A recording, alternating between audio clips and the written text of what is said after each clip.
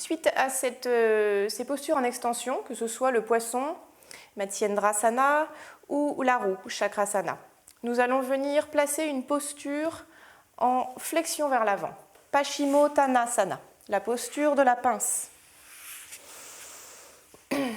Nous allongeons les jambes devant nous, plaçant le bassin en légère bascule vers l'arrière. Donc on vient positionner les ischions légèrement vers l'arrière. Nous allons voir que le travail sera plus facile si on arrive à faire cette petite bascule vers l'arrière. On vient crocheter les orteils ou les chevilles, les tibias. On travaille d'abord à se grandir. Donc dans toutes les postures de yoga, nous avons un fort travail sur la colonne vertébrale. Nous allons donc toujours chercher l'extension avant la flexion, pour ne pas comprimer les vertèbres. Pour la pince, nous allons d'abord chercher à nous grandir, travailler à partir d'ici, de cette zone de notre centre et de la base de notre colonne vertébrale. À l'inspiration, nous nous grandissons et à l'expiration, nous cherchons à nous allonger vers l'avant. Nous nous allongeons à partir du centre. Venons attraper les talons.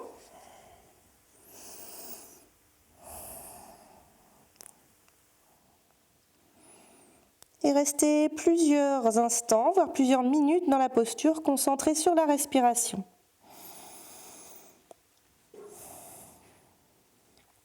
Puis on va dérouler doucement.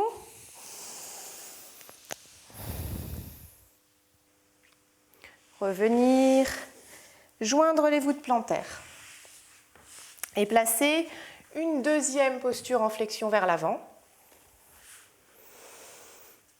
On attrape les chevilles et on travaille toujours à se grandir en premier, à partir de cette zone du centre. Pensez à votre centre de gravité. Le centre de gravité du corps est situé à peu près 2 doigts sous le nombril. Donc on travaille à partir de cette zone-là et de la base de la colonne, coccyx, sacrum et les lombaires. On va inspirer, se grandir. Puis à l'expiration, on va s'aider des mains et s'allonger vers l'avant. Vous pouvez poser les coudes sur les tibias pour vous donner plus d'appui et vous aider à aller un petit peu plus loin dans l'étirement. Puis on va venir relâcher la nuque.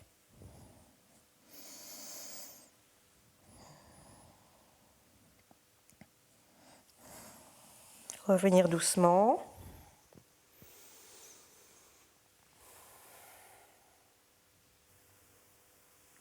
Nous allons ensuite travailler sur une nouvelle posture en extension, la posture de l'arc.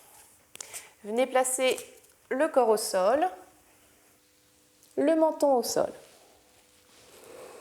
Pliez les genoux et attrapez les chevilles. Soulevez légèrement les cuisses du sol. Et puis soulevez la tête et le haut du buste.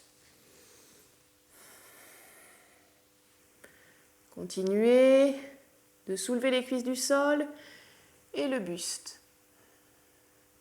Plusieurs respirations dans la posture.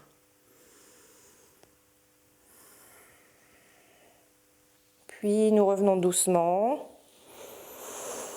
et plaçons la contre-posture. La posture de l'enfant. Venez placer vos fesses sur les talons, allongez les bras devant vous et déposez la tête au sol, le front au sol. Laissez détendre. Relâchez le poids de la tête, détendez le bassin, ressentez la respiration.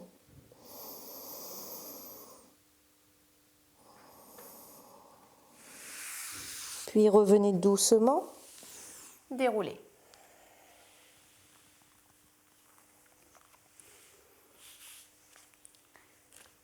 Padahastasana, la posture de la pince debout. Laissez détendre la nuque, le front vers les genoux. Engagez les mains sous les pieds si vous pouvez.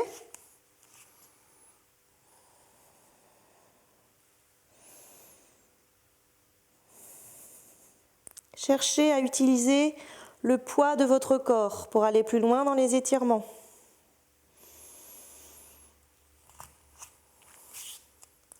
Le fait de trouver de la détente dans la posture va vous permettre d'aller plus loin dans l'étirement. Revenez doucement, vous pouvez plier les genoux, respirer, serrer les muscles fessiers. Revenez grâce à des abdominaux solides.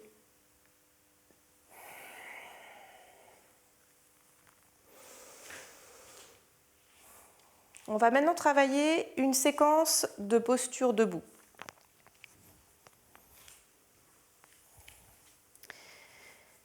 On va d'abord placer le guerrier numéro 2.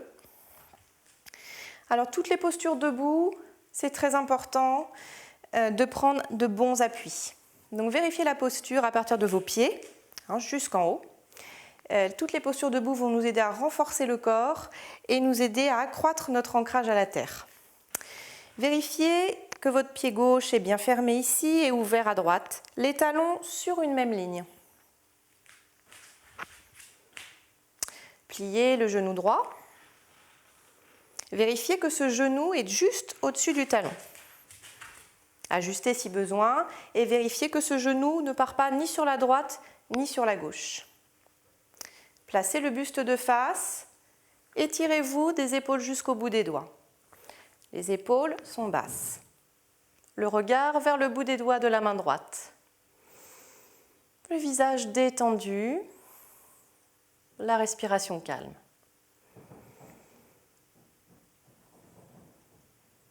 Prenez de la force grâce à l'appui de vos pieds dans le sol. Enchaînez avec la torsion, venez enrouler votre bras droit autour de la cuisse droite. Si vous pouvez, venez attraper la main droite avec la main gauche et ouvrez la poitrine, les épaules. Venez porter le regard vers l'épaule gauche.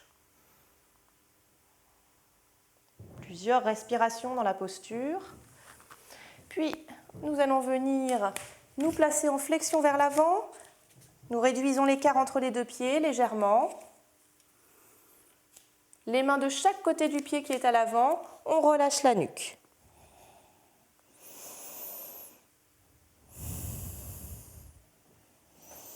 On enchaîne ensuite avec la posture Trikonasana, la posture du triangle. Donc vous allez venir crocheter votre orteil ou bien attraper la cheville. Inspirez, ouvrez.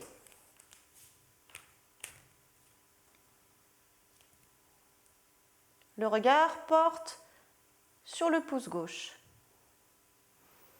Respirez dans la posture, revenez doucement. Puis enchaînez avec le guerrier numéro 1. Prenez appui sur le pied qui est à l'avant, pliez la jambe qui est à l'avant. Prenez le temps de bien ajuster, de bien placer le bassin. Inspirez. Portez le regard vers le haut des doigts. Revenez doucement. On peut terminer cette série de postures debout par une flexion vers l'avant. Vous allez écarter les jambes un peu plus larges que le bassin, les pieds parallèles. Placez les mains sur le bassin, inspirez, ouvrez la poitrine. Pensez à bien décambrer. Décambrer pour que votre colonne soit bien droite et bien en alignement. Inspirez, expirez, déplacez le bassin vers l'arrière. Flexion vers l'avant, détendez la nuque, étirez les bras au-dessus de votre corps. Plusieurs respirations dans la posture. Et puis nous revenons doucement.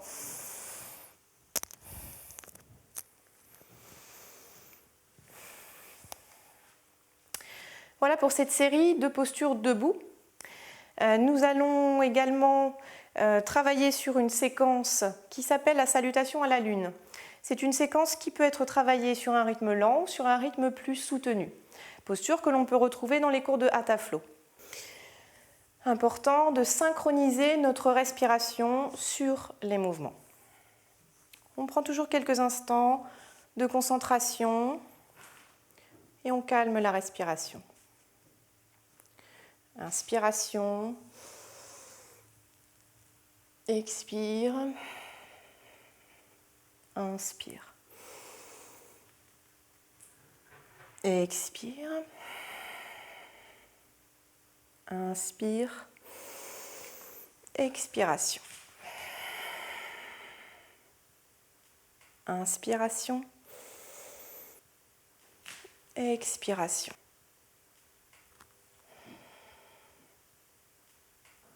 Inspire, puis expire en flexion. Inspiration.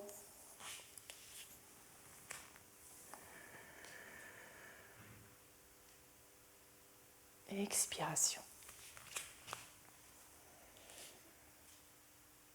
Inspire. Expire. Inspire. Inspire. Expire.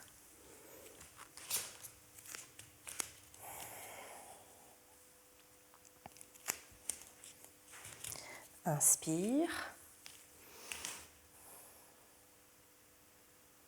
Expire. Inspire. Et expire. Et on continuera le cycle sur le côté gauche.